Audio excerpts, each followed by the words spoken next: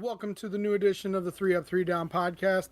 I'm your host, Brian Hunter, and my co host, Mr. Quentin Meyer. Oh, We'll yeah. clap for each other today. Clap for each We'll other clap for today. each other. Awesome. Obviously, it's flu season, people getting sick, so it's that's the reason why me and Q are staying away because we originally had a different thing planned for this first segment today. But unfortunately, things happen. So, we got to make changes and the schedules, we got to move on a dime. But with that being said, we're going to have a lot of fun today. So, first segment here. Our schedule for the 2025 season just dropped. We're going to go over each week, talk about each matchup, what we're looking forward to, how exciting that's going to be, and that's going to be a lot of fun. Then in the second and third segment today, we've got some very special guests that we never thought we'd actually get on the pod. Not going to lie. You? Would you agree? Disagree? Yeah, I definitely agree. Wouldn't think they'd show up, at least for a while. Yeah, I mean, I knew they'd show if we got them scheduled, but getting them to say yes, that was a big part. And Oh, I was yeah. like, ooh. But no, it's going to be a lot of fun, so stay tuned for that one. Um, as always, let's get into it.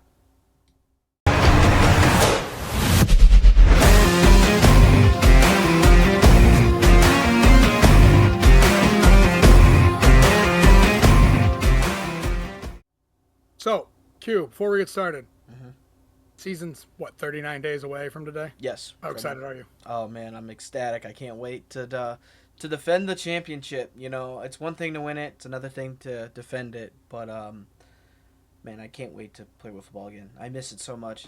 You guys don't even understand. Like, I miss it so much. I know. It's like the only thing I got going right now. It's like, it's kind of weird to say this from an outsider looking in, but it's more than a hobby. It's kind of just what I schedule my entire life around. Obviously, work comes first. Obviously, money is priority in my life. But other than work, I have Wiffle Ball. So, very excited to get back to it. Got you. Well, let's dig into it then. Let's do it. So, starting off week one, obviously you guys have been following us, and for anybody who hasn't followed us, normally we play double headers on Thursdays. We play 6, 7, 8, and 9 o'clock as time permits and everything, but at least 3 times a year, and we'll go over each one of these weeks.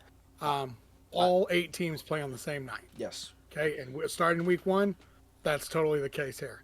Our 6 o'clock game, we got a rematch of the championship. We're doing Archers and Mojo. So that's going to be a lot of fun. Our 7 o'clock game, Mambas versus Kings. The 8 o'clock game is going to be Bombers versus Melonheads. And then 9 o'clock, we're going to get Purge and Thunderbirds. So we got some interdivision, some divisional matchups going there, some great storylines. Q, how you feeling about it? Man, oh man, I really can't wait. We're opening up with the banger. I mean, got the championship rematch. We talked about it in our draft episode. The Archers have come back with an absolute fury. They drafted awesome, the best draft in my opinion. And then you have the defending champions. Added Ray Jaso. It's gonna be a great way to start off the season 5. The next one, the Mambas and Kings. Some may shove this one under the rug. Nothing too exciting about, but you have the new look Kings versus the post Ryan O'Rear era Mambas. How will both teams kind of develop throughout this season? Who's gonna win? It's a very tight game. It's not a boring game per se, but man, it's gonna be that one's gonna be really fun. But these next 2 games, honestly, are the ones I'm looking forward to. You have the Bombers and the Melonheads. I'm more looking forward to see the Melonheads in this matchup just because they signed Jordan and Ryan. Sam Eichenlaub's back. They drafted Bryson Livingston. And are they going to be healthy? How will Jason recuperate after the disaster that was the 2024 season for the Melonheads? And then you have the Purge and the Thunderbirds. I mean, Brian, yourself, you moved from the Purge last year to the captain of the Thunderbirds. How will the Purge handle it without you? And then how will the new look Thunderbirds be in the week 1 game? I mean, last year week 1 was an absolute, it was awesome all the way up until honestly the last game of the night where the Mojo kind of took it to the Kings. I mean, you had the first game where you came out and you hit the home run, and it was a back and forth game. It was very heated. And then the second game with the Bombers and the Thunderbirds where Cam hit the ball off the top of the fence, and then you had the next game Alex Eggert with honestly in the first week was play of the year. The impromptu diving catch. I think this first week one is going to be. It's going to top last year. I mean, it's everyone's like one of their favorite weeks of the year. Oh, yeah. I'm not gonna lie. I'm so excited. I'm so freaking excited. I can't wait.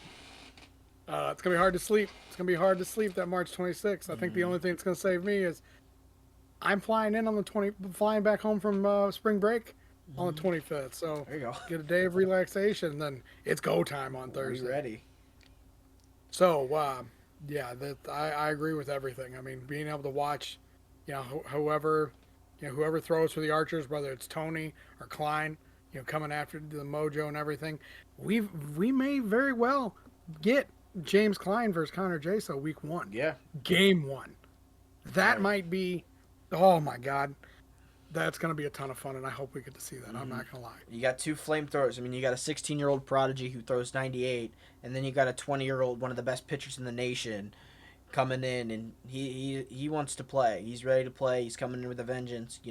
He didn't like that he couldn't make it, how it all ended. He's still kind of salty about UWIFs, so just get ready to see La Flame, Connorbot, whatever I call him and whatever you want to call him. He's coming, guys. Don't worry. So let's dig into week two. Week two, we got Mojo Mambas at 6-7, and then we got Kings and Melonheads at 8-9. So with that one, I mean, Mojo, obviously your team there, getting to go against that new look Mambas team there. It's going to be kind of the two national teams essentially. With the CI prospects, half their roster being on that Mojo roster, not Mojo Mambas, my bad, Mambas roster, versus some of the people that have been around and been playing this game for a long time. So it's going to be the old and experienced versus the new and up and coming, right? Yeah. And I mean that respectfully. I mean, hey, I'm 19. I turned 20 this year, and I'm the youngest on the team. And then you got the CI prospects. I mean, Chandler. I think Chandler's older than I am, but I don't know how old Caden, and I think Falcon's younger than I am. But yeah, it's one thing to play on week one. Everyone's hype. Everyone's ready. Season started. Coming off of either a win or a loss. But where it really comes down to is week two, week three. Oh, we're back again. It's like the first day of school. The first day of school, you're kind of nervous.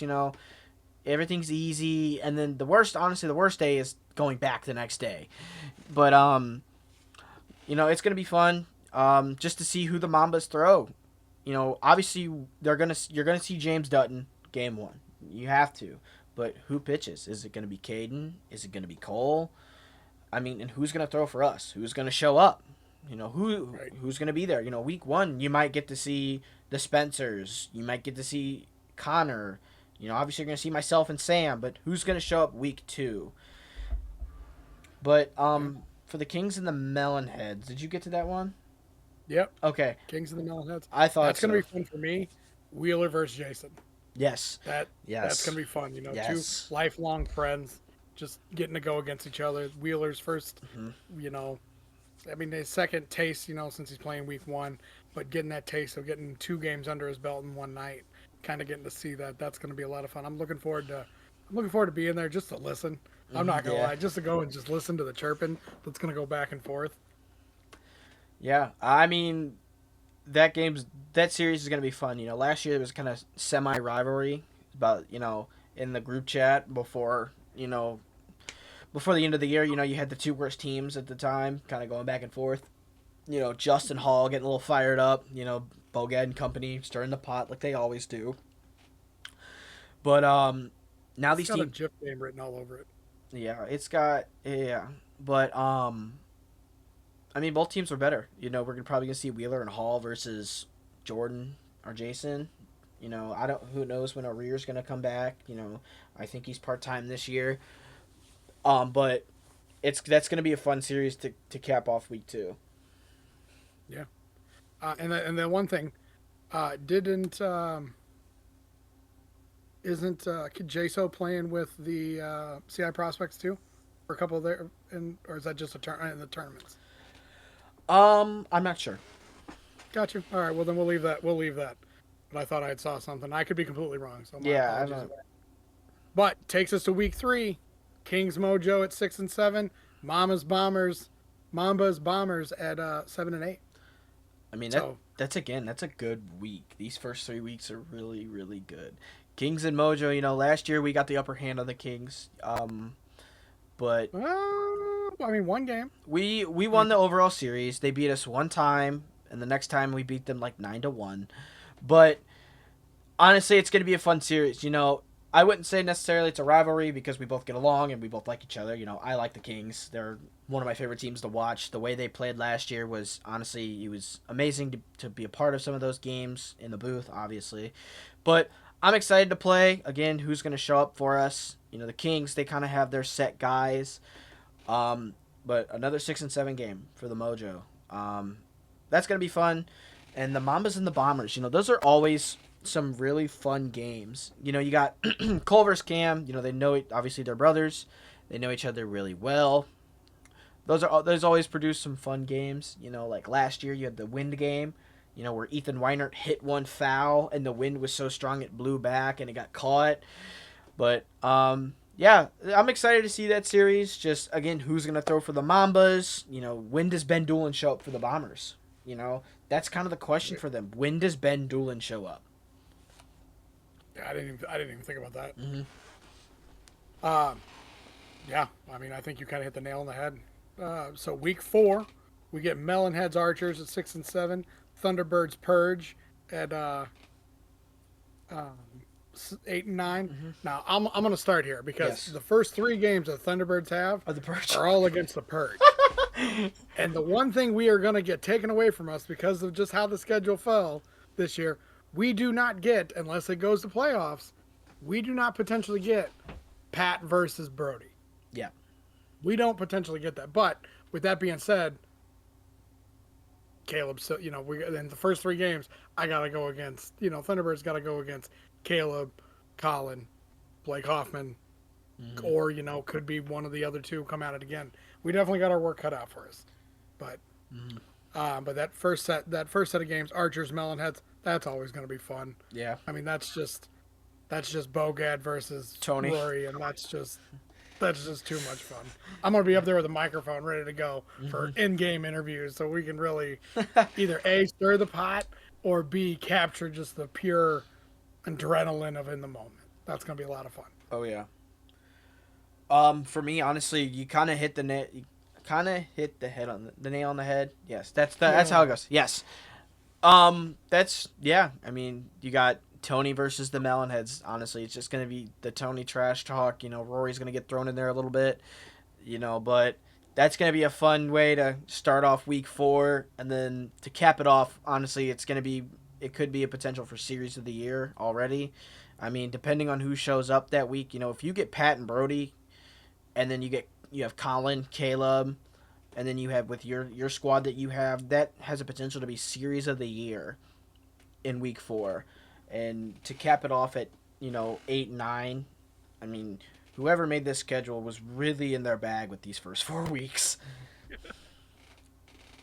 All right, going to week 5, Bombers Kings at 6-7, Archers Purge at 7-8.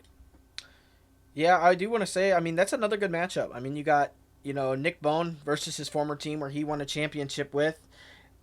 Again, with the Kings, the New Look Kings again, they're back in action, but I mean, this is kind of where it gets like you get these interleague games. You got Bombers on the National, Kings on the American. That's a good game. I like it. Again, what Bombers will you see? Are you gonna get Cam and Ben? Or are you gonna get Cam and Johnny? Will we see a Tommy Dwyer appearance on the mound this year? But that's gonna be a fun series. Every series I hope is gonna be fun this year. I hope everyone stays healthy. I don't want any injuries to anybody. It's hard to stay healthy when you're a bunch of grown men playing wiffle ball. He's talking to you, John. He's talking to you, bro.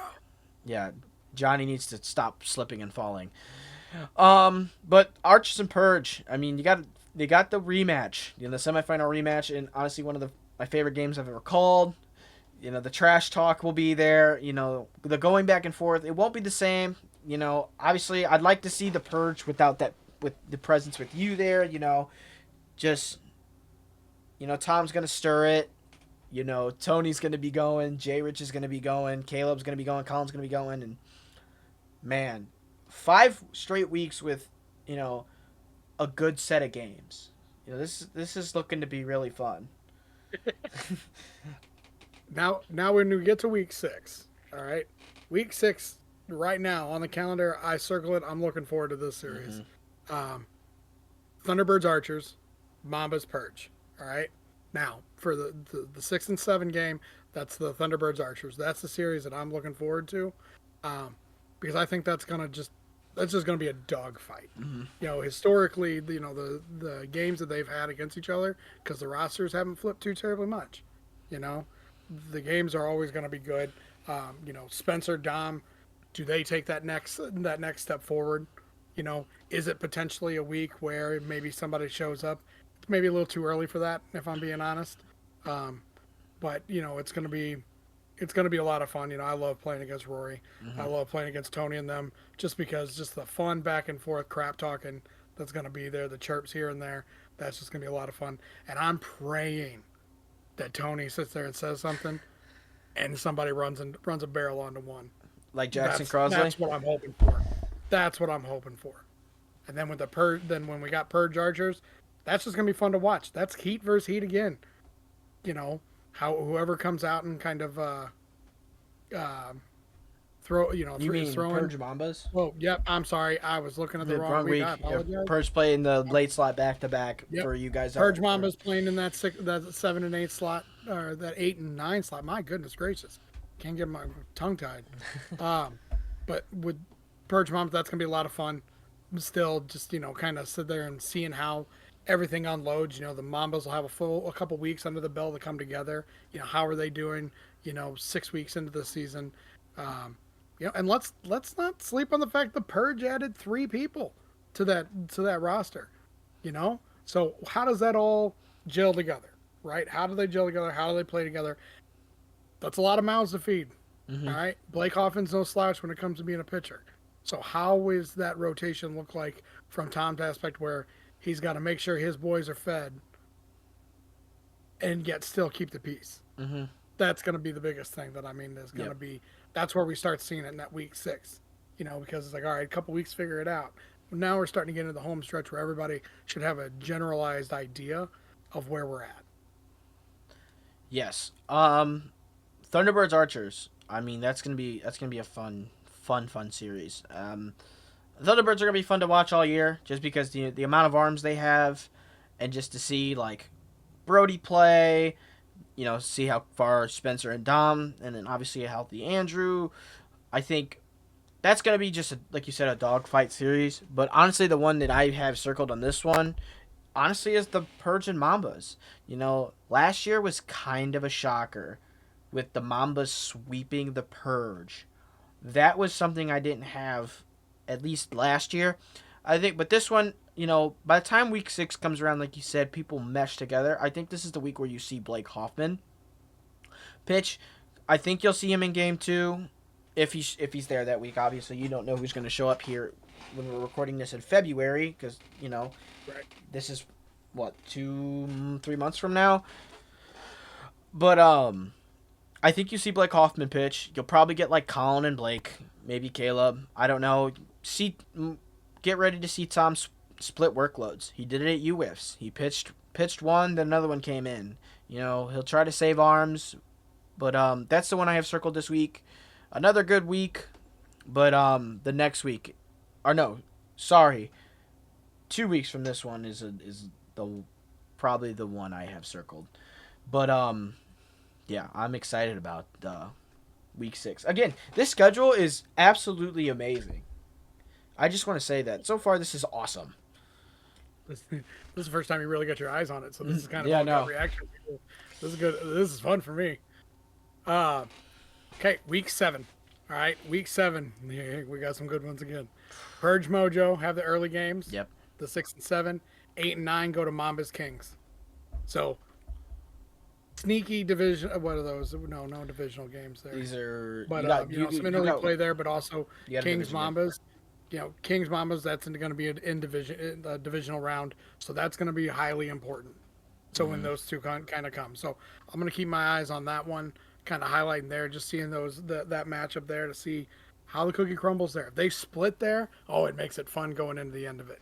But if Mm-hmm. somebody can jump up and take two, now we're talking about making the team coming out of that series, that early series like that. You're looking at the playoffs.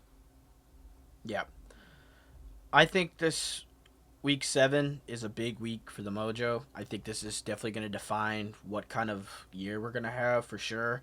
Because we got some tough ones going into it. And it doesn't get easier. Obviously we play the Archers week 1, but I mean, Purge have the one of the best rotations in the league. You know, I think depending on who shows up, but last year we kind of got the jump on you guys, you being a part of the Purge. I think we got a jump on you guys just because we had Connor there. We had Connor to kind of match speed for speed with Caleb. Obviously, Sam being Sam got the upper hand, and Connor closed the door.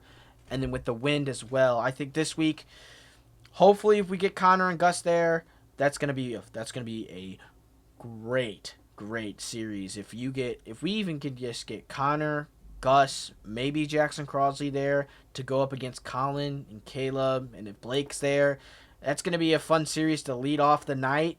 And with the interdivision with the Mambas and Kings, remember last year, Mambas Kings was the Karma Kings game, the go-ahead grand slam to put the Kings ahead to kind of excel the legacy of that Kings season last year. I think, like you said, this is a big game. It's only week 7, and we have like 11 weeks left in the season up at this point.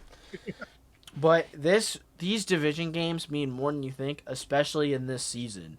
I mean, if you could winning a division is huge. It's a first round bye, and let me tell you, I've gotten a first round bye 2 years in a row, and it is huge. You get a week to save your arms. You get a week to scout what other teams are doing. It's winning a division is huge, and especially in the stacked divisions one team doesn't make the playoffs. I think the nightcap of week 7 is going to be a make or break for either one of those teams. Yeah, completely agree there. Week 8, week 8, I've got penciled in. It could potentially be the week that Brody makes his appearance. Depending on how his collegiate season goes. We hope the collegiate season goes well. Obviously, not wishing any bad blood, but if something doesn't go right and he's done early, this is potentially a landing spot where we see Brody come in. Here in week 8, when it comes to Bombers Thunderbirds. So that's kind of the Mm-hmm. early game. 7, Melonheads Mojo are looking at the 8 and 9, and that's just going to be a fun game. Period. Anytime the Melonheads are out there this year, Mm-hmm. I think Jason's got a renewed energy, and I think once it's all together, and it depends on who shows up and who's available, and vice versa. But I think that's definitely one of those weeks we're going to have a lot of fun to see that new looks Melonheads versus the champs. Mm-hmm. So back to last year's champs and this year's champs, Yeah. or 23 and 24. Right. Uh, it's gonna be fun to see. Yeah, I mean, Bombers and Thunderbirds, that's going to be a fun week. Obviously I'm there because I play that week. I'm excited to see that. If Brody shows up, oh, imagine if Brody shows up and Ben Doolin shows up. And dude, that's what I forgot about that. You know what? I even noted that down and completely didn't read it. That's something there. Oh Mm-hmm. man, I mean, I Yeah. that Just to I'm have, not putting myself in the lineup that night. yeah, I'm just I gonna watch. just sit. I mean, honestly, I just want to I'm sit gonna get there my and Doug watch. Meyer on. I mean, I'm excited to watch that if that happens. If you can get Ben Doolin versus Brody Livingston, two of some of the best pitchers and players in the league, not the league, I'm sorry, the country and the league. We'll see how they shape up in MO WIFF. They're probably going to be just fine. But that's exciting. And that's to start it off. The next series is honestly one that I have my eye on just because, the Melonheads are rejuvenated. And even though we beat the brakes off them last year, cookie game, I still remember the week that we had nobody and my dad and Greg Thornton had a pitch. and they were beating us like 22-0 and bad flipping on us, running the bases, and I mean that still kind of hurts me a little bit. I love me the Melonheads. I We're like going it. back a couple years. We're I going back a couple years. yeah, a couple years. I like the Melonheads. A bunch of good guys, but it's a game I have circled not only because of that, really not even because of that. Honestly, I'm over it. Whatever. But I want to play them. I love playing against them. Just kind of the vibe that it has going on. That game's gonna be fun. You know, I want to see Jordan. I like facing Jordan. She's just so fun to watch, Jordan Smith. But you know, who knows? What if it's a week where we have Connor, Gus or Jackson? You get Connor versus Jordan, and then Gus versus Ryan or Jason, or you get Jackson versus whomever. And honestly, this is another big week for the Mojo. This could again make or break our playoffs. You know, I think we'll make the playoffs. That's me being kind of biased, but I think winning these 2 weeks, 7 and 8, are honestly the ones that I have circled in big marker. Obviously, I have one more circled in big Sharpie, but these 2 weeks are going to be crucial to us. And also, I want to say I think Melonhead's Mojo is a very, very top candidate for a championship series. Ooh, all right. I think that's one All of my right. that's one of my top candidates for a championship That's an series. early hot take, and gotta love it. Yeah. So moving on to week 9, we got Mambas, Melonheads taking the early games. We got Archers, Bombers taking those later games. Hmm. I mean, what else can be said about what we said? You just talked about the Melonheads, right? Yeah. And what their potential is going to be there. We talked about the Mambas. How are they? How do they? You know, come together as a cohesive unit? What does that pitching rotation look like? What does that lineup look like? Are they batting 5, 6? They batting 4? Depending on how it goes, that's gonna be one of those. Excuse me, one of those things that's gonna be fun to see. Um, when it comes to Bombers Archers, though, that's that marquee matchup I can't wait to see. Hmm. I cannot wait to see how that looks. Because everybody's arms nice and stretched out. Everybody should be nice and prepped by then. When we're talking about some of the premier pitchings that the Bombers do have. Again, does Doolin show up? Is he available to come? So on and so forth. It's just going to be one of those things. So that's going to be that premier matchup in my eyes that night. Yeah, I think this is kind of one of those weeks where the schedule kind of dwindles down a bit. I mean, 8 weeks, I'd say, of mostly just banger matchups. Excuse me, great, just highlight worthy matchups. I think this is the first week where I'm kind of like, I think could live without seeing that. I could probably just go home after work. But I do want to say Bombers Archers is going to be a fun matchup, depending on who's there. I mean, you got to remember James does have a baseball season to play. He is playing travel ball. I think it's travel. He's playing 2 baseball. He's got high school, and then he's got somewhere outside of high school on top of being into MO WIFF in another league. But again, we are forgetting about the Archers and who they drafted. Is Coulter there? Is Drew there? Where are they going to fit into this lineup? Does Rory play the same mold as last year where he only bats 4? Or does he bat the 5? But again, I think this is kind of just one of those nights where it's like, this has got some potential, but I'm really not too sure about that one. Again, I like it. I mean, it's going to be fun, but not really my favorite week. But they can't all be bangers. But it has the potential. It has the potential. I will say that. So for sake of content here, Q, Mm-hmm. why don't we stop here at week 10? Okay. That way it gives us the other 7 weeks Yep. that we can potentially use for another segment. I like it. But week 10, all 8 teams are playing that week. All right? Yep. So what we're looking at, Bombers, Thunderbirds are going to be the early game at 6 o'clock. Mojo and Mambas are going to be that 7 o'clock. Melonheads, Purge are looking at that 8 o'clock. And then Archers, Kings are going to be there finishing off that top, the end of the night with the nightcap. Love it. These are bangers in my eyes. I love it. Right? because you've got, the built-in storylines. Obviously, this is a shot again where if we don't get earlier on with, with Doolin and Brody, maybe we get it here. But at the same time, you're forgetting. I mean, we're not even talking about the fact that Cam is still, if Cam's healthy, right? Mm-hmm. Cam's still one of the best pitchers we got in the league. Yep. Like to say it, love it, hate it, whatever. Truth is truth. Ball don't lie. When we look at everything, so I mean, we gotta give the respect to where it's due. And Dom and Spencer ain't, they're not spring chickens. So I mean, this is definitely going to be something where I think this is going to be a pitcher's duel in that game potentially. And it's going to be one of those things where somebody's just going to guess at the right spot to put the barrel on the bat, and that's how that game's going to end. Yep. In my opinion. Do you want to go Mojo's Mambas that week?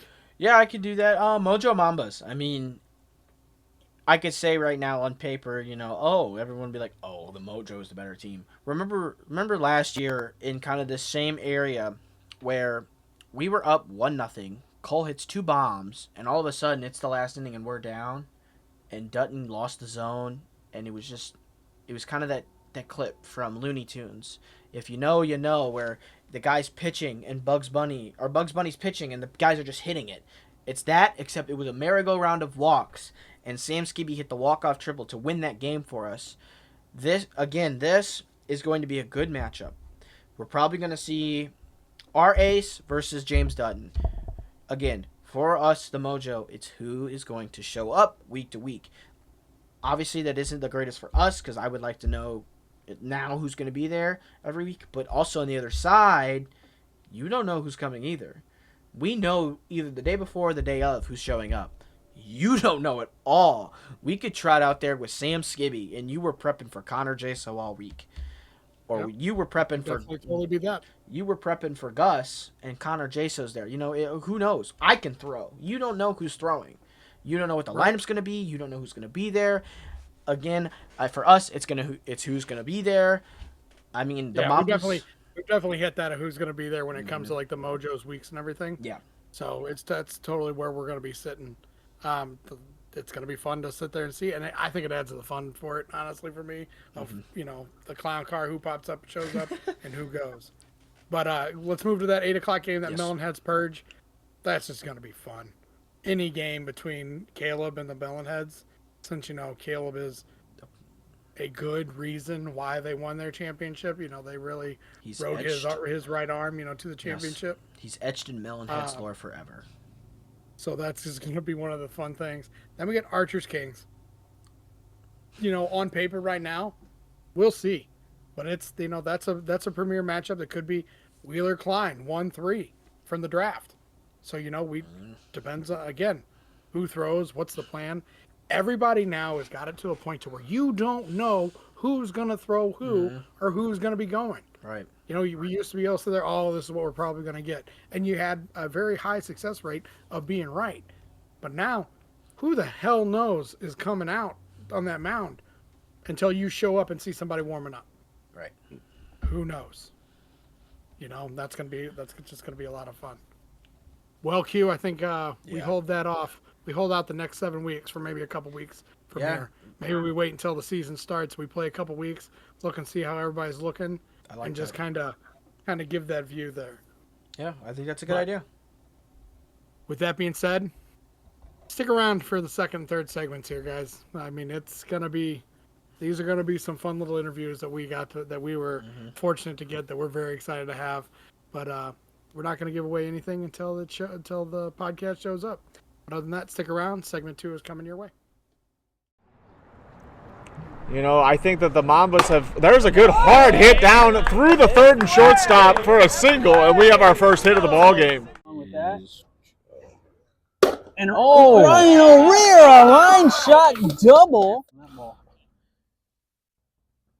Swing and a miss at the 50-mile-an-hour curve. Yowza! Good night. Ryan's going to run the bases. Welcome back to our second segment here of the 3 Up, 3 Down podcast. We are joined now by Mr. Ryan O'Rear.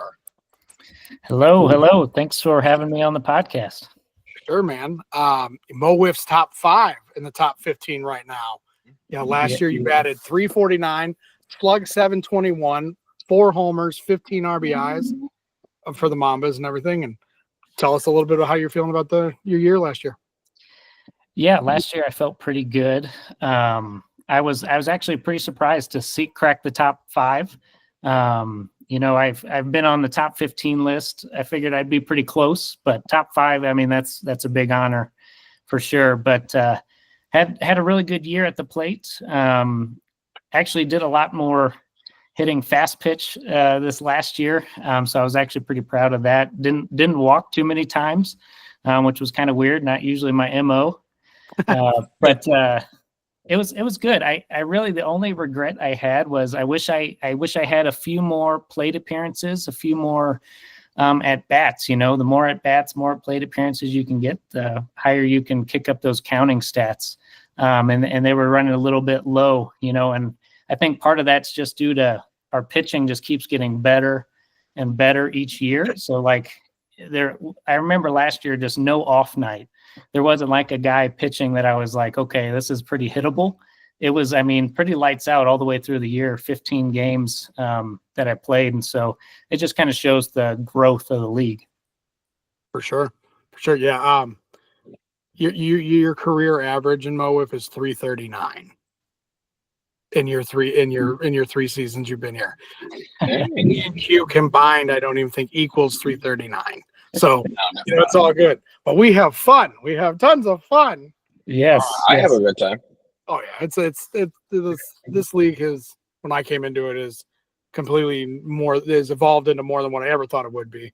And just the competition level, is just through the roof. And then this past draft here, everybody got better. Yes. So we added even more talent, more than we have in the last couple of years, in my opinion. Probably all said and done, it's gonna be fun to see how this shakes out this year. Yeah, it's very hard to start a fast pitch league anywhere, and so the fact that we're going into another season and just getting better and more guys want to play and more competition, and really pulling in elite young guys now.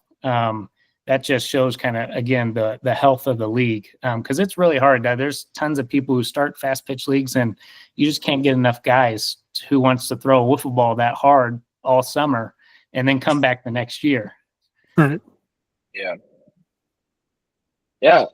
So Ryan, you're the first real free agent we've talked to this off season. So kind of walk us through that process. Just walk us through it. I don't even know.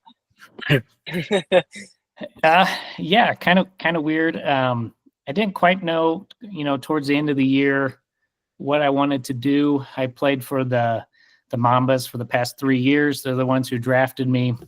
Great group of guys. Can't say enough about them. Can't say enough about Captain Cole. Captain Cole, I love it.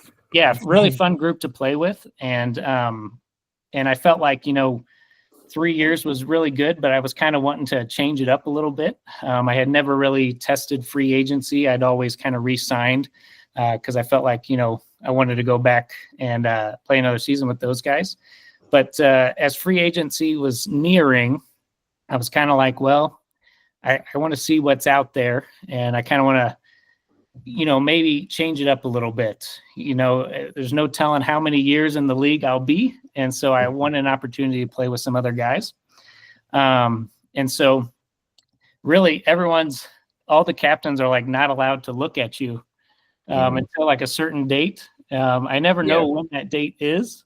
But it was no one except for Cole was talking to me because he was my captain, so he could try to re-sign me. So it was really weird.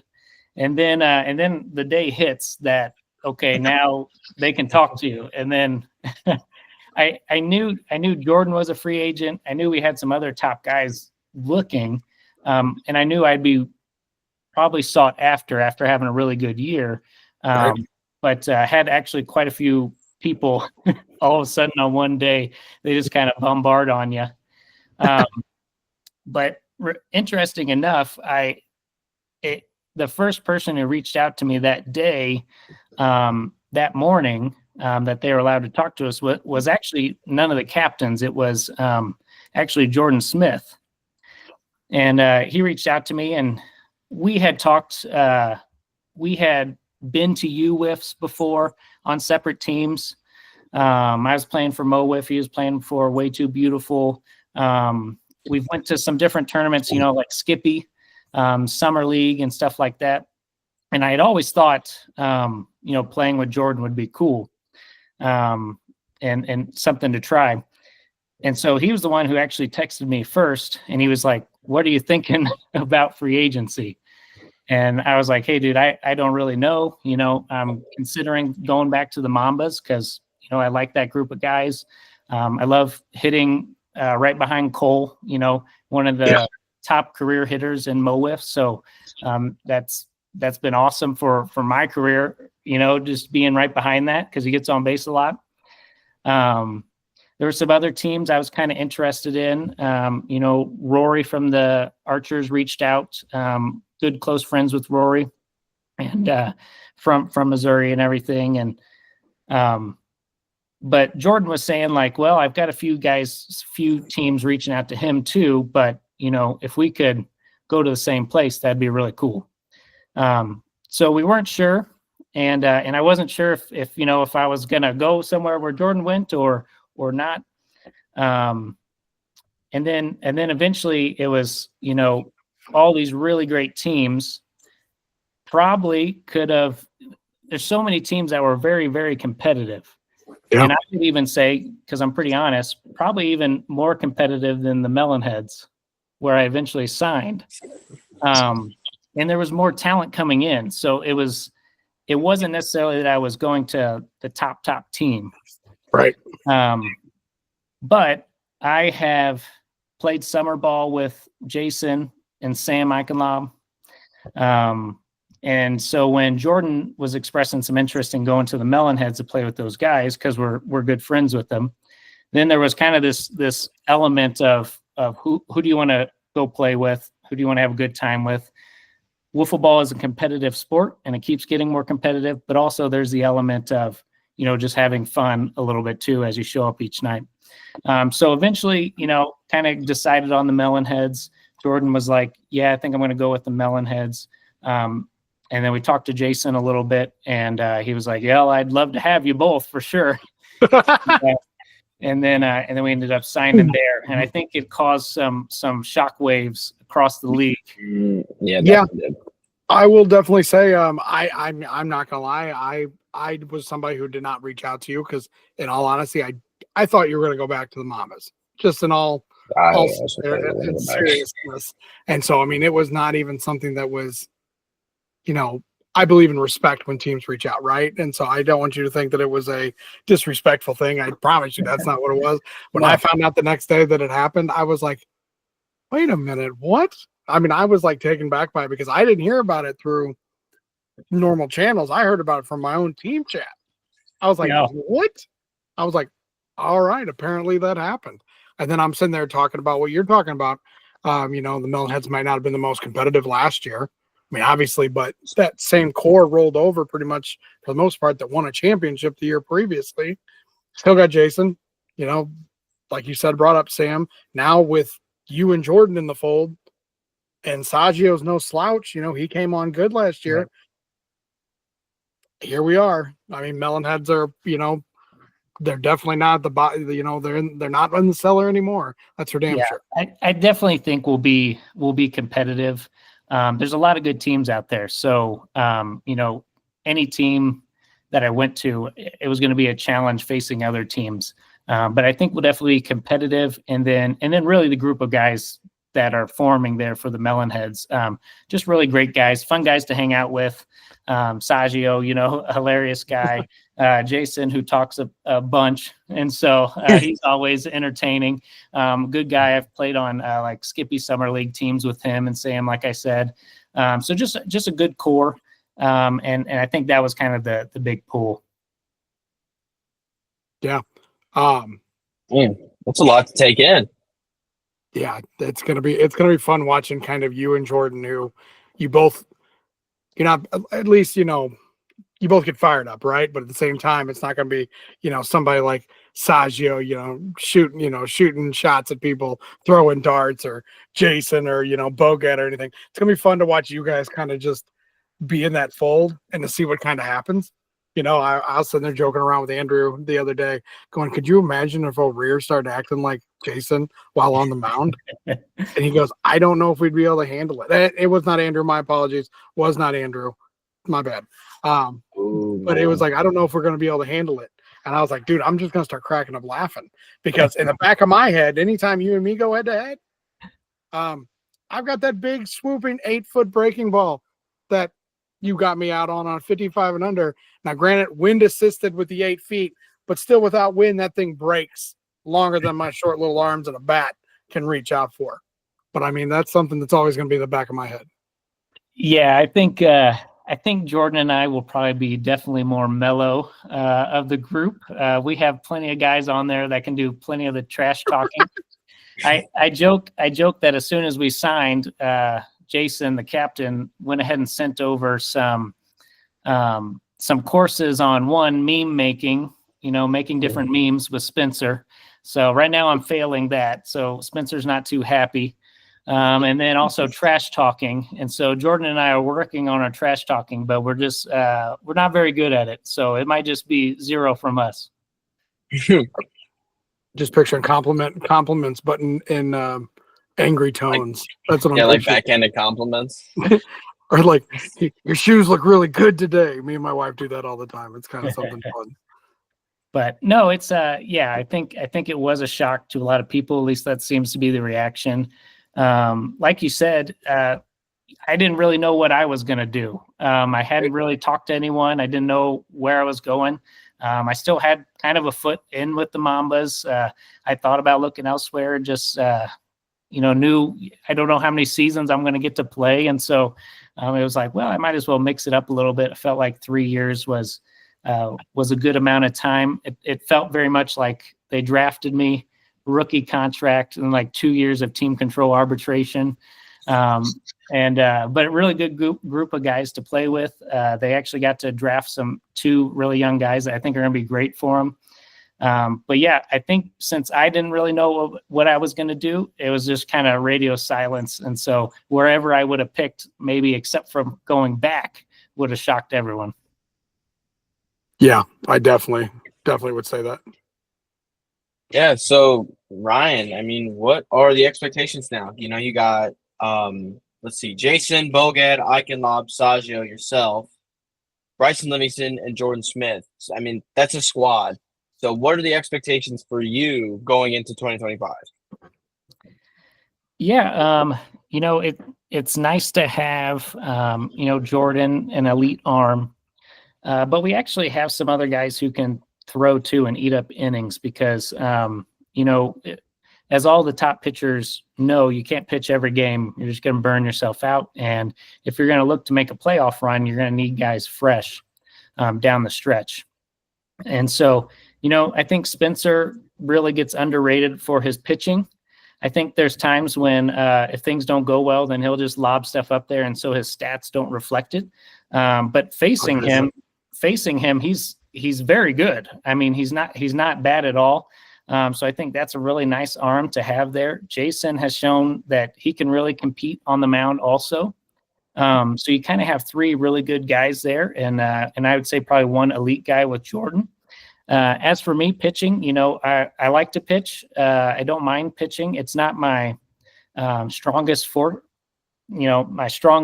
skill set, but I don't mind throwing innings and mixing it up here and there. And then, of course, we have, Tony, who is electric, maybe a little wild, but a little electric. And so he can even come in. So I think having more arms than not is good. And then I think we have a good team probably mentality of, going with whatever's best for the team. Jason has been actually a pretty good captain with the Melonheads of when they need to get competitive, like during the years they were competitive. What did you see? They batted 4. They pitched their top guys. They took their walks when they needed to take their walks.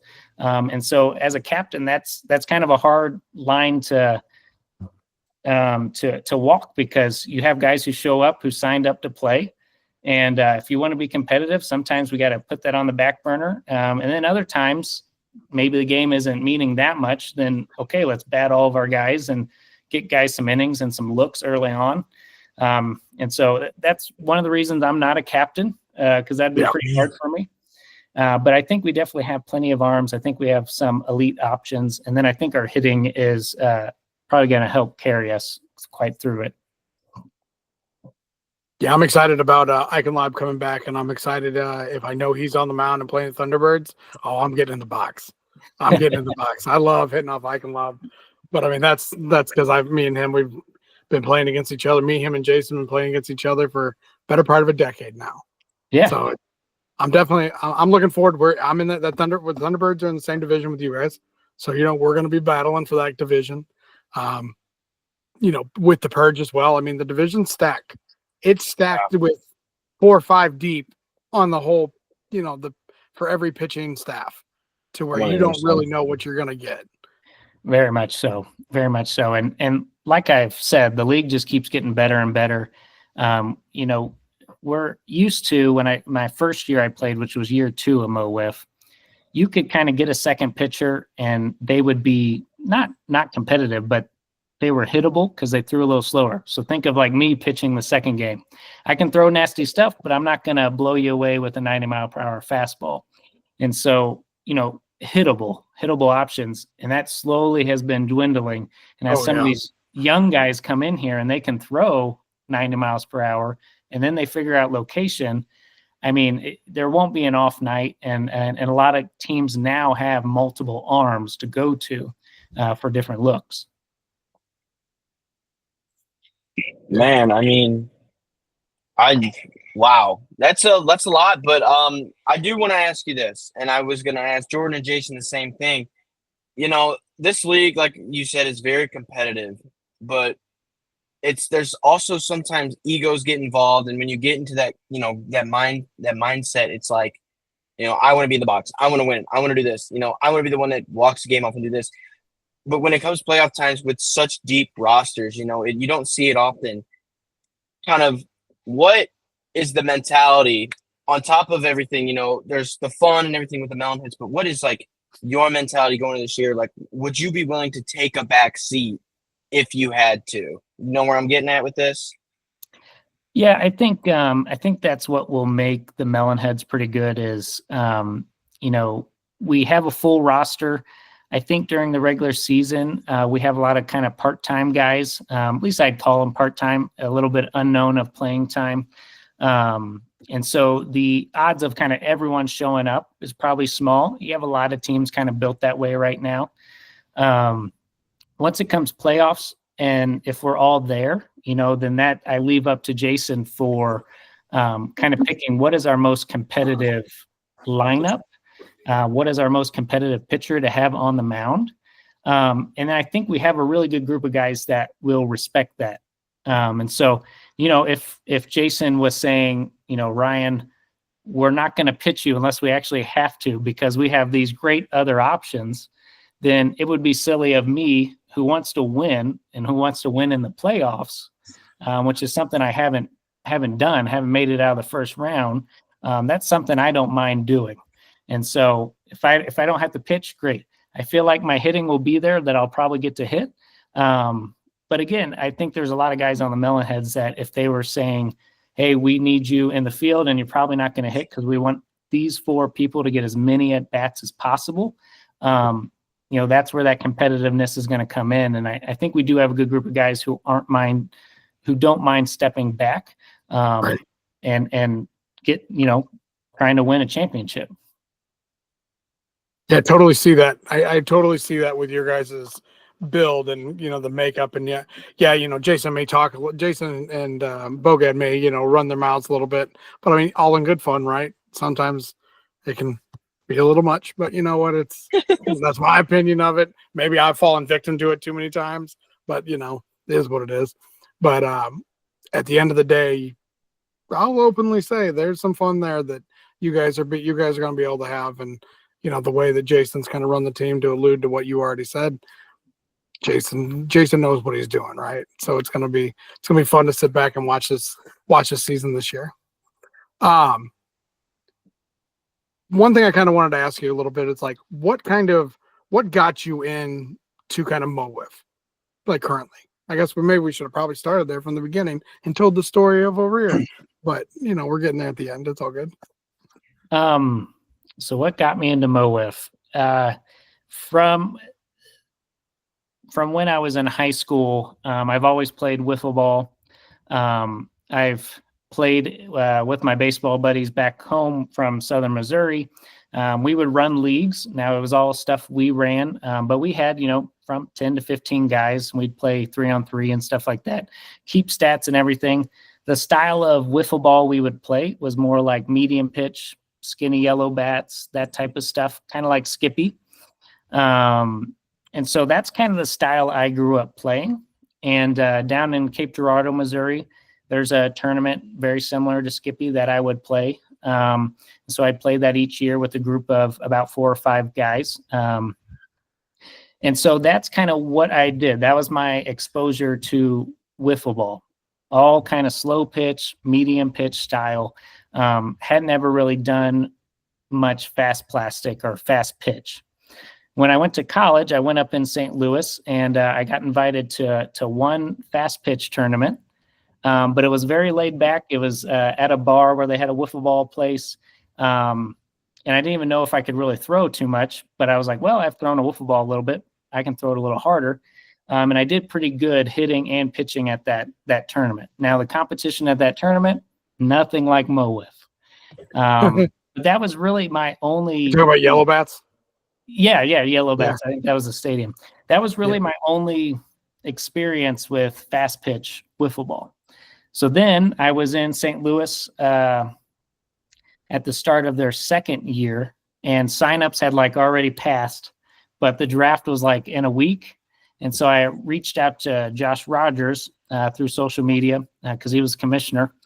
And I said, hey, is there still spots? And they're like, yes, but you might want to show up to Thursday at the tryout, and then so we can get you drafted. So I showed up to the indoor tryout, and guess I impressed pretty good. I think I got drafted in the next week, 3rd overall, and drafted by the Mambas. And so then that was kind of my first year figuring out, can I pitch fast plastic? Can I hit fast plastic or fast pitch? And had a pretty good season hitting. I thought my pitching did pretty good. I pitched a lot. I threw a lot of innings, and going from no fast pitch innings to like 40, 50 fast pitch innings. The second year I came back, my arm was so dead. It was just so sore. It was just a limp noodle. But then that's kind of how I got into MO WIFF. It was very last minute. I thought it was really cool what you guys were doing. And I was like, oh, I want to go be a part of that and see where this goes. Yeah, it's fun to hear about, this is my 4th year too. We were in the same draft class. So you went, you went 3rd overall. I went 3rd to last. Q went 2nd to last. So it's kind of funny because those final 3 draft picks, those are 3 of the final 4 were Paul Pugh, me, and Q. So it was like those are the 3 of that same thing. But like kind of getting involved with everything the way we have, me and Q have. It's like I said, it's just been fun. I'm competitive as I can get. At the same time, I know when and where I can turn it on, turn it off, but at the same time, have fun and have a smile on my face. Right.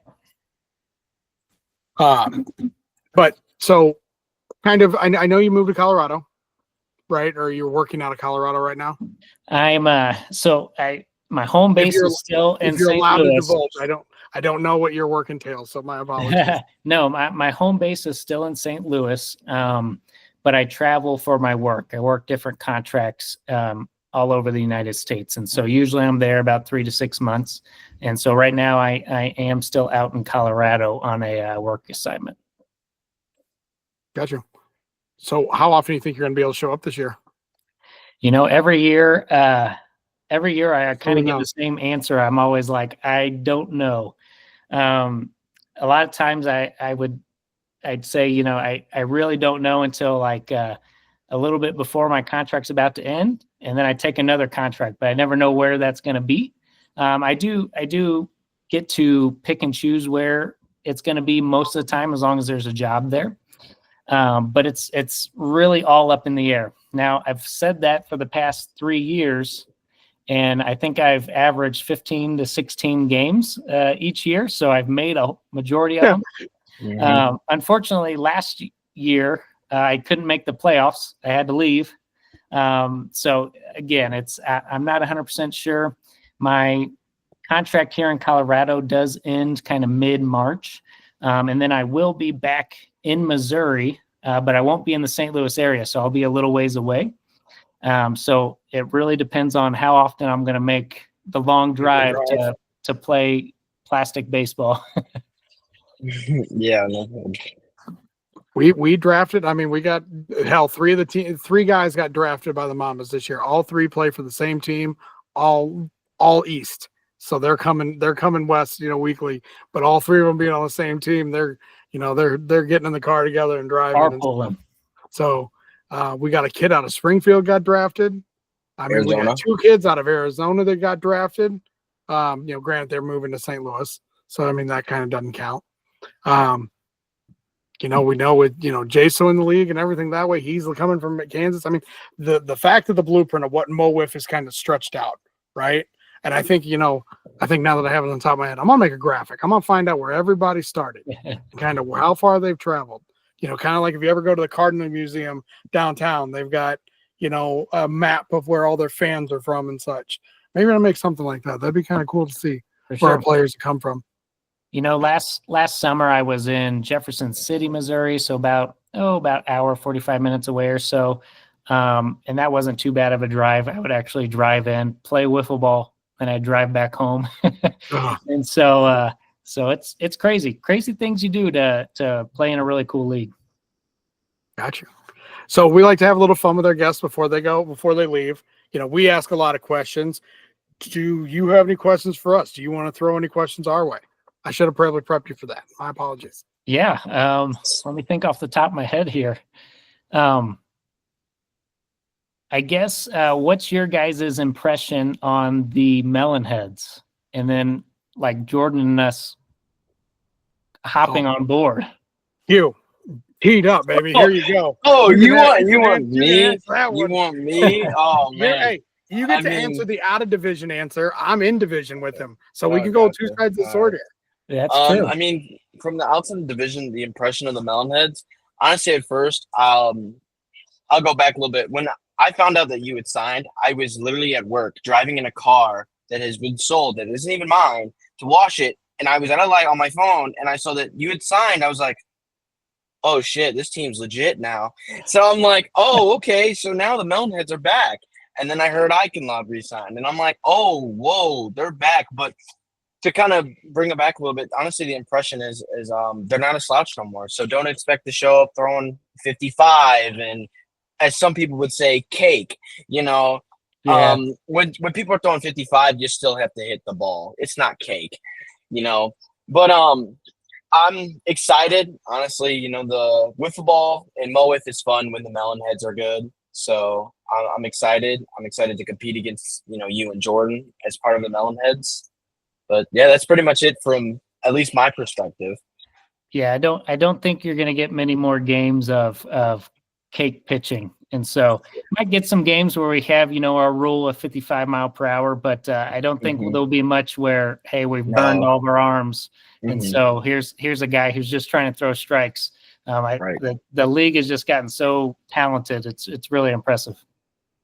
Yeah, to kind of tie into what you say before I answer your question from my end. Last night alone, I went hitting with Dom Satrowski, Spencer Foss, and Josh Wheeler, and they're practicing getting ready and stuff. And I step into the box, and all 3 of them somehow, some way, last night hit me right in here at 85 mile an hour plus. That's when you're at them. So I'm sitting there going, my gosh. This is just straight heat coming. And I mean, these are, talking about the Kings, drafting Wheeler, a third arm for them. There's nothing there. They're talking about there's no that cake or that slouch anymore. But yeah, that's a whole nother topic for a whole nother day that I could get into. But from the division aspect of it, I hate it. I absolutely hate it, right? And it could be more envious. It could be more, well, I mean, not necessarily envious, but it could just be you hate to see it because you hate to go against it. All right. Like nothing but respect, nothing but tip of the cap to Jason for being able to make it happen. Respect for your game, Jason, for Jordan's game as well. Sam coming back, there's nobody in the league that jumps as high as Sam. All right. There's a reason why he's got he's got calves the size of tree trunks. True. Okay. So, I mean, there's a video out there of him almost robbing a home run of mine that I hit off Spencer. I mean, he got up so high, but there's that same night I hit one out of the ballpark off him. But I mean, that's neither here nor there. But from just kind of seeing it, you hate to see it just because of the fact that, that's just another team that is just lined up in this division that has gotten significantly stronger. Right. So, I mean, when you're talking for the Thunderbirds, we had Brody Livingston, right? He's one, a younger left-handed, a younger version of Andrew, maybe that hits a little bit more oppo field, can take a pitch, it's got a little bit more experience than the roster that's already out there when it comes to the national scene. That adds just a defiant stake in the ground there to an already good team. Talk about the Melonheads adding you guys. The Purge, with what they drafted, they were a pitching heavy team last year. Now with their additions, they kind of equaled out. Mm-hmm. We went from having one two-way lefty in the division to now there's 4. Yep. So it's going to be one of those things where it's going to be just great, just fantastic. And I will say this: I think this free agent season has been fun due to some of the surprises. Mm-hmm. But Jordan and I and Sam, we're signed on a 1-year deal. So that's what I said. Contract year. We've already showed that we're not afraid to move on and go play with another group of guys. So it could be crazy each year. And so 1 year Wouldn't deal. that be interesting? What happens? Oh man, That I think would be chaos. I think we just found our cold open. I think that clip might get man, cold open there, Ryan. Sorry. Yeah. So we'll see how Jason performs as a captain. We'll see how the Melonheads do, how much fun we have, how much we win. But you just never know, Right, dude. Well, hey, I appreciate you cutting out some time with us tonight. I know, spending some time away from the wife and kids is always hard, but we appreciate you making the commitment to us here tonight to be able to help us get this done. Yeah, thanks for having me on. Anytime. Yeah, if you win any of these Player of the Week awards, you'll be talking to us again because during the season, kind of anytime we have Player of the Week, we're going to try and get them on and just have a ball, just have a fun part of the podcast. I think that's a great idea. For sure. All right. For that, we'll be right back with our third segment. That's a good pitch there by Jordan. Not afraid. Jordan, a drive deep to left, and that's gone. And Jordan, a double. That'll tie the game.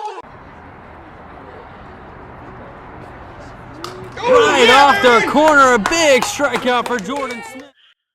Welcome back to our third segment of the 3 Up, 3 Down podcast. Joining us now is Mr. Jordan Smith. So, Jordan, let's start off with kind of, I know a little bit about your baseball history and stuff, but, our viewers might not. But let's get into, how did you get into wiffle ball coming out of, playing baseball and everything that way? Sure. First off, thanks to you both for having me on. Happy to join the podcast again, and especially the new era we have here. Wiffle ball history. This is year 5 of MO WIFF, right? Yep. I lose track. Okay, well, this is year 5 of wiffle ball for me then. Started with some friends I had over on the Skibby Wiffle Ball League side that I knew from college, knew from travel baseball growing up. And once I heard about SWBL, I thought it was the coolest thing ever and just casually asked, can I be in the SWBL? And got a resounding heck no. You have to basically join the rookie draft. People have to know who you are, get drafted, blah, blah, blah. No one knew who I was really. So that was an easy no. But one of my friends from college mentioned that he heard about this fast pitch wiffle ball league that was starting up with a couple guys that had played in SWBL, and he knew my baseball background and just thought it would be a perfect fit. This league called MO WIFF, and I was hesitant at first because I did not know a soul. My friend Keaton Adams, shout out Keaton, was not planning to play in Mo WIFF. So he basically was like, I heard about this league, but I'm not going to play in it. You should go play in it. And I was like, I thought about it and eventually just decided to sign up. I figured if I hate it, I can be done after a year. And here we are 5 years later. It was easily one of the best decisions I made in terms of, picking up a hobby in my 20s, making a bunch of new friends. And yeah, so there's my background. It goes basically as far as Mo WIFF does. Gotcha. Interesting. So funny that you say that. You started wiffle ball with Mo WIFF, but in the last 3 years, you have been one of the most dominant players in the league. 2 MVPs, 2 side wiffles, 2 silver sluggers, a 24 regular season game hit streak spanning over 2 seasons. Just kind of walk us through like those last 3 years. Yeah, definitely. So, I mean, I'll start basically year 1, year 2. I never picked up a wiffle ball before in a competitive setting. In my baseball background, I was a pretty good pitcher and, worked really hard the first few years to figure out wiffle ball pitching. And that came a lot quicker than I was expecting. Pitching, I feel like I had a lot of success year 1, year 2 in pitching, but I was a horrible hitter. Just timing, pitch selection, you name it, really, really bad in all facets of the game the first few years. And just something clicked year 3, kind of end of year 2 going into year 3 where hitting became a little bit easier, pitch recognition, just seeing a lot of the guys in the league multiple times at that point just really helped. And I can't really pinpoint it to anything other than just it takes time to kind of learn how to hit in wiffle ball and understand what you're trying to do as a hitter. And that's one thing I've tried to pass along to younger guys in the league that come in and it's their first year, it's their second year, and the hitting's just not there. I always tell them like, hey, go back and look at my year 1 stats. I think I was 1 for 27 with like 24 strikeouts in the playoffs or something like that in that rough ballpark. Josh Rogers doesn't let me forget that. I'll help you out. You were batting you finished the season batting 112, Yep. 80 at bats, had 9 hits, 2 bombs, 10 RBIs, and struck out 61 times. That sounds about right. Like I said, all bad, just all around bad. Me and Q combined batting average doesn't even hit your 289 lifetime career average. All right. So trust me, it could be worse. I promise it's you. Come around the last few years for sure. Right. Alrighty. So as much as regular season dominance goes, the playoffs, as we know, isn't really the best for you and me too as well. I don't hit well in the playoffs either. But last 2 years you've made the championship. You've yet to win a game in the championship, getting swept by the Melonheads in 23 and then the Mojo in 24. What separates kind of the regular season to the playoffs? Yeah, thanks for the reminder on the lack of success there. The playoffs are hard. It's the best of the best, and I'd like to think of myself as one of the better players in the league, but I've that championship hasn't come to fruition yet. Hopefully, it will. I think it's different stories. I think 2 years ago, I had a really strong playoff run to get to the championship. I feel like I emptied the gas tank, was pitching 2 games a series in the quarters, the semis, and got to the championship against the Melonheads and just ran out of gas.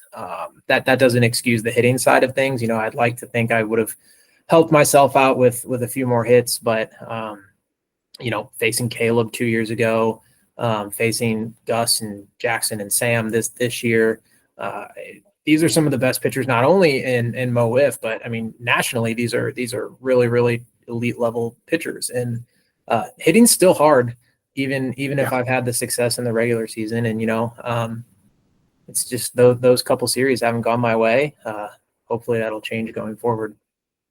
I will say this, you kind of get held to a higher standard just because you're Jordan Smith and, you know, all these accolades I just named. Hitting in the playoffs, especially in our league, it isn't easy. So don't take it too hard on yourself, Jordan. Yeah. Thanks. So I'm kind of thinking about something you said a little bit ago. You know, you never picked up a wiffle ball, and you know, until 5 years ago, right? Until, or at least in a competitive setting. And then you go from player year 1 to captain year 2. You know, taking over. You know, launching the Archers franchise. Kind of walk us through that a little bit. Yeah, definitely. So, it was a very quick obsession. Year 1, I remember showing up to the winter workout draft, whatever you want to call it, workout. And I remember going over to the bucket of wiffle balls and like turning around to Cam and saying, how do I hold this thing? What do I do? Like, how does this work? And then I just started chucking as hard as I could and nowhere near the strike zone. But the obsession was there. I quickly, you know, purchased a bucket of wiffle balls, learned how to scuff and cut and take it to the park and would just practice pitching, trying to hit the strike zone. And I became obsessed that first year for sure. It's competitive wiffle ball scratched the baseball itch more than, you know, like slow pitch softball did. I did slow pitch softball right out of college and just never really fell in love with it, but then quickly fell in love with wiffle ball. And I think, you know, all along, Cam and Josh might tell you that they hoped to expand a couple new teams after, you know, enough interest picked up. And I think they saw how kind of obsessed I was that first year. And when it came time to expand with 2 more teams, they just approached me about taking one over. And I was happy to. I think, you know, running the Archers for a few years and creating that franchise was a blast. And I know I left it in the right hands with Rory. Yeah, it's kind of cool to hear the stories. You know, we've gotten a chance to talk with, you know, the young guns like Josh Wheeler, you know, Spencer a little bit, Colin and Caleb, you know, earlier on, you know, early this offseason. But it's so fun to hear the stories about how people just kind of come obsessed and the itch, right? Talking about the itch from the baseball itch. For me, 10 years ago, same damn thing, right? You know, granted, it wasn't on a, you know, MO WIFF level, but at this, you know, it scratched that itch for me for the league that I played in. But it's cool to hear just the stories about how obsessed people get and how they step into the spring training event, maybe never throwing a wiffle ball. You know, Wheeler's a little different because, you know, he's friends with Jason, practiced all the way up through. But Spencer Foss last year, you know, yeah, he'd thrown a little in the backyard, but spent 5 minutes with Cam and Jason talking to him, showed him how some grips, and, you know, ends up finding himself drafted and damn near rookie of the year last year. So, you know, kind of that stuff it's cool to hear even where Spencer's entering season 2, you're entering season 5, but that gap that can be taken and how similar and parallel that is, it's just kind of cool to hear. Yeah, Sorry. Spencer, I know you're good. Spencer is a great example. I had multiple conversations with Spencer over the first season, you know, as he was getting the hang of pitching and becoming a really good pitcher. But I think he'd be the first one to tell you he wish he hit a little better this year. And I had the exact conversation we just talked about. I said, Spencer, go look at my first year stats. I was horrible. It just takes a little time. Like, don't beat yourself up too bad. And I anticipate him to have a lot of growth on that side of the game this year. And if Spencer Foss takes the Jordan Smith way through here, okay. You're happy, yeah. I'm okay with it. I'll be just fine. Oh, man. But yeah, man, that I appreciate that, and, you know, talking with him and kind of helping him get through that hump, because I know that was a thought that was definitely on his mind. All right. So like we talked about, you were in the Archers for 3 years. You made 2 championships, but this past season you decided to go into free agency. What was free agency like for you? Yeah, it was short, as I think it's been said on this podcast before. But yeah, it was something that was on my mind this entire year. You know, I agreed when I handed over the Archers to Rory that I would stay with him for a year. And Rory is one of the best guys in this league to play with, hands down. I've told him that to his face. There is absolutely no bad blood there. I think I just had this itch to move around a little bit in my final years. You know, I would say that a lot of the stars or the like upper tier players in the league tend to stay with their team. And I don't know, I felt like mixing it up and switching things up for the league. Year 5, we need some new storylines. So I decided that I just wanted to try something new, and absolutely nothing to do with the guys on the Archers. I know they're probably not the happiest with me overall, but you know, I still consider them friends, and I'm excited to play against them this year. And Yeah, free agency was quick. I kind of had it narrowed down to a few teams kind of heading into free agency, and had conversations with lots of teams throughout the league. And I heard a lot of interesting pitches thrown my way for reasons why I should join different franchises. And without throwing anybody under the bus, obviously we don't want to do that. What was the weirdest thing that you were offered or said, even if it was just jokingly or serious? Gosh, man, I'd have to think on that one for a little bit. I'm trying to, I was offered some concert tickets as a thank you. I won't throw that particular person under the bus. And I will give him credit. It was after I'd signed. He didn't actually lay this out on the table, but it was a double date proposal of, hey, your wife, me and my wife, let's go. We were going to buy concert tickets for the four of us. Kind of jokingly, but we'll leave that aside. What were the teams that what were the teams that you had narrowed it down to? Yeah, I think when it came down to it, the Melonheads were up there from the get-go. Jason and I have had a friendship since year one that's really strong, and I really, really enjoy him, Sam Eichenlob, everybody now that he was coming back, and then Spencer Bogad and all those guys. They're just a fun crew. So that was always up there. The Mojo came in really strong, as that's not a shock to anybody. I played with most of that team at UWIFs. I consider Doug a good friend of mine. We've had a great relationship since the start of the league. Same with UQ and just the entire team. Literally, only good things to say about the guys on the Mojo, and would have been fun. But admittedly, I was kind of worried about league parity at that point, and I think that's where the decision there came down.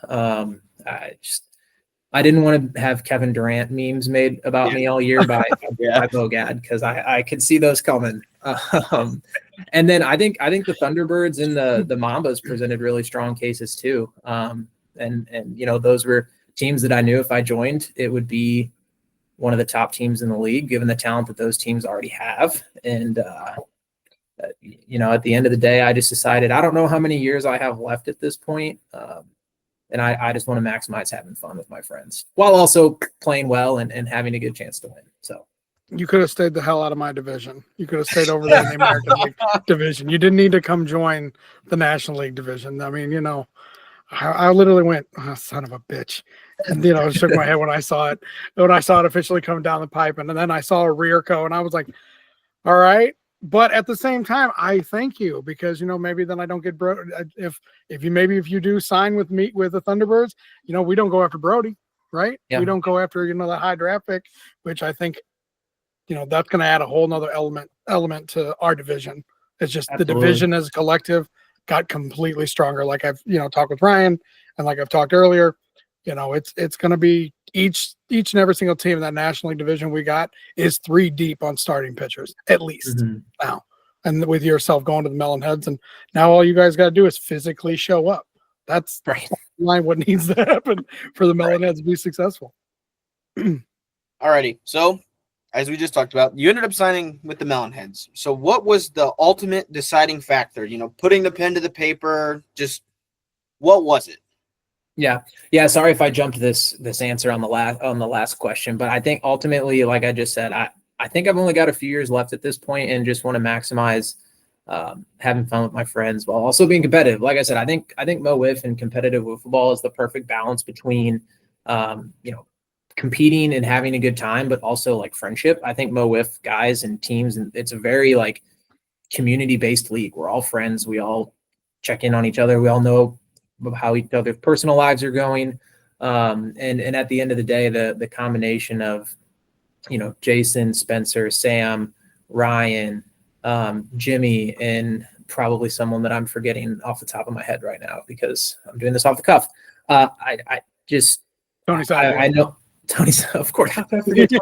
Tony, I'm sorry. It's okay. We all forget you, about Tony. Okay. Oh, thank you Tony wouldn't let me live that one down. I'm excited to play with Tony too. Obviously have experience there. And I just know that every week I show up with those guys, we're going to have a good time and hopefully win some games while we're at it. Yeah, I made the joke with O'Rear, and I'm going to kind of make the same thing. It's going to be fun watching you two just kind of, even though you played with Tony last year, right? And in the playoffs, somebody like yourself who's normally not a chirper, if you will, you start chirping a little bit towards the end, as you guys were getting close to that final. But, that was going toe to toe with what happened with, the purge, right? That was Right. I enjoyed it. I hated it because I wasn't expecting it, but I enjoy it looking back on it now. It's going to be a little bit of fun to kind of watch you and Ryan, who are normally two of the more quiet people when it comes to talking smack, with the Bogad, with the Icon Lob, with the Jason, with the Saggio, and with the Jimmy Stout. It's just going to be funny watching you hear somebody chirp and then all eyes on you and Ryan just to see reaction. Or at least that'll be me. I'm not going to lie. I'm looking forward to it. It's going to be a good time.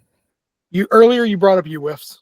Was that the first time you'd gone to UWIFs was last year with the Mojo, or had you been there previously?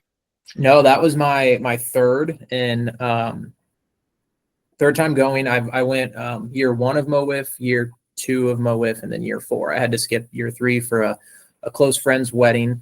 But yeah, I hands down the most fun wiffle ball weekend of the year for me. Sorry, SWBL. But just the level of competition at this point in 3 years going down there have made some connections and friends with guys from other parts of the country, and get to see them and just compete at the highest level. There's nothing like it. The adrenaline rush and just the satisfaction of playing in those sorts of games it's a blast. What was your favorite part of US? Oh man, last year. Last year. Sure. I think this past season was just kind of putting together a new team. I finally got to play with Sam for the first time at UWIF. We were supposed to play together year 2, but he had a family matter arise and was a late scratch year 2. Then year 3, I was the one that missed it. And then year 4, it was Gus that missed it. So playing with Sam was great. I got to play with Gus in year 2, Sam in year 4. And getting to go down there and represent the Mojo in those, super clean jerseys was a great time. Jerseys were sick. I don't even have mine yet. I don't even have one yet. You don't have one of the pullovers? Not yet, no. All right. Well, that's okay. Didn't expect that one. Oh man. Well, Jordan, so we kind of like to throw things at our guests and stuff, put you on the spot a little bit. We ask a bunch of questions to a bunch of people. What questions do you have for me and Q? Let's flip the interview around. Now you interview me and Q. 1 question, 2 questions, whatever you can think of on the cuff. I know I'm putting you on the spot, but it's fun this way. That's all right. And apologies if this has been asked to both of you already. If I'm asking repeat questions, hopefully not. But Brian, what do you think will make you / the Thunderbirds successful in year 5? Cohesiveness. I mean, the continuing of it being a cohesive group. The whole entire roster's back from last year. I mean, once we signed Vogel back, now you add somebody like me, who's a little bit of a loud spoken person. And then somebody like Brody that I think Brody fits the mold for what the Thunderbirds are. But it's going to be able to stay together and fighting for each other, kind of build we've had the whole talk been about family, right? That's what makes the Mojo successful. Jason's talked about in the past, that the meme family and the GIF family, out of the melon heads. So when it comes to that, that's what it's going to be. Everybody's going to kind of have to pick up each other, kind of watch each other, help each other out. And, I'm kind of already seeing it. I've spent 3 separate sessions now with Spencer and Dom so far this year. So just in the winter, just hitting. I mean, even though I'm the captain, they're still picking up little things I'm doing, whether I'm, coming fresh off surgery, it's kind of retraining my swing a little bit, but stepping in the bucket, keep, my being off balanced, we're helping each other out. So, I mean, that's just that continuation is going to be there, because if we're there for each other and we're having fun, once we're relaxed, I honestly don't think top to bottom, I don't think there's a team out there that's going to, put us in the ground. Now, we might get beat, you win some, you lose some, right? But I think we're going to put our best foot forward and play some damn good games every bit of the way. And that's all you can, that's all you can do. Yeah, absolutely. That's a great answer. It's going to be fun to see you to run that team. It's a loaded roster. So hopefully you can steer the ship in the right direction. Yeah, that's going to be the hard part, to steering the ship properly. But with so many pieces to plug and play a little bit, some people are written in slots, in permanent marker, some are in pencil. some are magnets, some are, painted on the wall, and we'll figure it all out. Yeah. All right, Q, let's think here. So you're going in to your 4th year? Yeah. Okay. I was gonna say 4th year. Mm-hmm. What do you want to improve on the most this year? Oh man, honestly, it's a lot. I want to be more of a consistent hitter. Watching people like you, Sam, Gus, they have the same mechanics. Sometimes you guys make tweaks depending on the count, but if you watch, I changed my batting stance a lot because I haven't found something that's comfortable yet. I've been working on it, and I think I've found something. I just need to take it to a live at bat. Also pitching. I've been working on throwing a little bit. My last game pitching, I threw one pitch. It was a little two-seamer. Just grab it. Me out. Yeah. I'll jump in front of that one. Yeah, that's all right. I can throw, I guess I'll call it a knuckleball. You just grab the ball like this and throw it, and then the little two-seamer. I'm been working on some things, working on mechanics. I've kind of just been taking things from other people, like watching you, Sam, Gus, Connor, Cam, all the best pitchers. And I've been watching the mechanics, how they throw, where they put their arm, how their wrist moves, just kind of little things like that to try to help me out. But mostly I just want to improve on hitting because our team has such a giant pool of pitching with Gus, Jackson, Connor, Sam. Brett's been practicing. Ray Jaso's been practicing. The only two, I'd say, non-pitchers are me and Blake. Mm-hmm. And Blake has a career 0 ERA, so in one inning. But no, just mostly to stay consistent hitting. Obviously I'm not going to hit home runs every time, but just to even get at least one hit a game is my goal this year. Yeah, that's awesome. That's awesome. Well, any other questions? I don't think so. Is it March yet? No, it's not March yet. Almost there. Watching snow. 39 from this 39 days from this recorded date until opening day. All right, 39 days. All right. I'm not gonna lie. This will be the first time I've taken off opening day, so I'm looking forward to celebrating the whole day. Me and Q were talking about filming something morning of at the field to send out, maybe do it live or something, just to send just a little, just to kind of get the blood going with everybody. So awesome. we're excited about it. But no, man, I need to do that. You need to request off. I'll do it right after this. But with that being said, Jordan, thank you so much for coming on and joining, spending some time with us today. Hope you had a good time just like we did. And with that, me and Q will be right back to bring us home. Thanks, guys. Thanks for having me on. Q, we had a lot of fun today. Yeah. I never thought in a million years we get Ryan O'Rear or Jordan to show up on the podcast without being at the ballpark with a microphone in their face. I'm not gonna lie, I didn't think that we'd get that scheduled. But no, first off, Jason, hope you're feeling better, buddy. I know you wanted to be part of this today, but stuff happens. We just got to dance around it. Me and Q held down the fort just fine, just like we normally do week in, week out. As for everybody as well, make sure you link and click on our button here and smash that link and subscribe button so we can make sure you're up to date with anything that we get posted. Because like we said last week, we're coming live not live. I got to stop saying that. We're coming to you every week. We're trying to drop an episode every week for you guys to enjoy between now and the end of the season. We're 39 days away.